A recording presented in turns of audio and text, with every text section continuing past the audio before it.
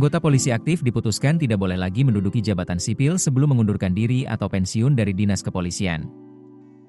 Larangan juga berlaku bagi jabatan sipil yang diemban berdasarkan arahan maupun perintah Kapolri. Larangan ini ditetapkan melalui putusan Mahkamah Konstitusi yang mengabulkan permohonan perkara 114/PUU 23/2025 untuk seluruhnya terhadap gugatan Undang-Undang Nomor 2 Tahun 2002 tentang Kepolisian Negara Republik Indonesia terkait kedudukan anggota polisi di jabatan sipil.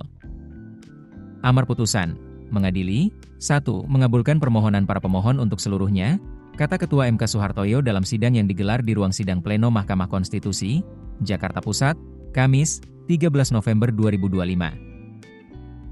Hakim Konstitusi Ridwan Mansur berpandangan, frasa mengundurkan diri atau pensiun dari dinas kepolisian adalah persyaratan yang harus dipenuhi oleh anggota Polri untuk menduduki jabatan sipil.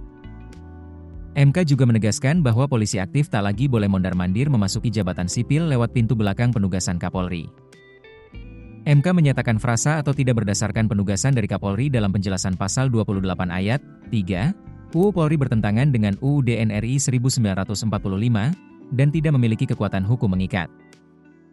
Putusan itu terdengar sederhana, tetapi sesungguhnya memutus privilese yang selama bertahun-tahun membiarkan Polri mengulurkan tangannya terlalu jauh ke ruang-ruang yang seharusnya steril dari kepentingan aparat bersenjata.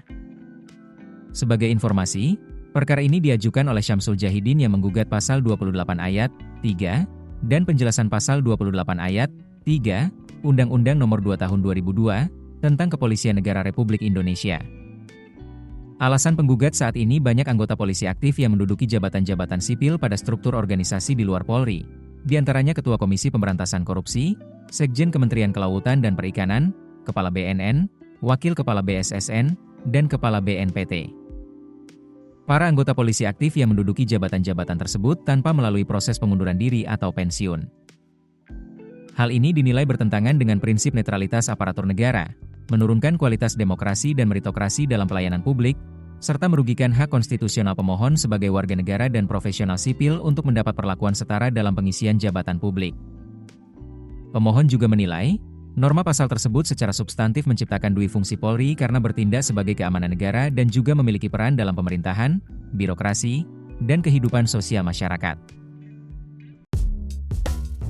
Keputusan bisnis terbaik datang dari data, bukan tebakan. Mudah berlangganan Business Insight dengan subscribe with Google.